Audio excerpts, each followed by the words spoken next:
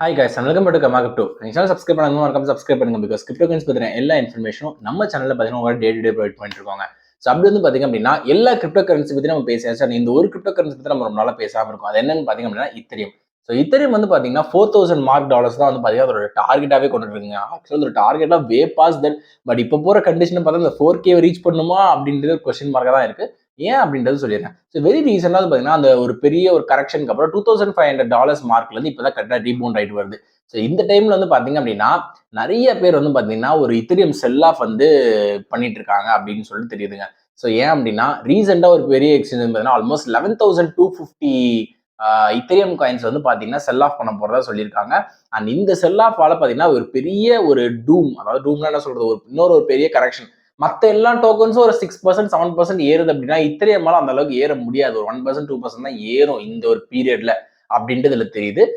In spite of this வந்து பாத்தீங்க அப்படின்னா கிரே ஸ்கேல், அதாவது one of the biggest investment firms வந்து பாத்தீங்கன்னா 2 புது கிரிப்டோ இன்வெஸ்ட்மெண்ட் வந்து பாத்தீங்கன்னா இந்த ப்ராடக்ட்ஸ்ல வந்து பண்ணிருக்காங்க. பிட்காயின்லயும் சரி இத்தரியம்லயும் சரி ரெண்டுலயுமே பண்ணிருக்காங்க.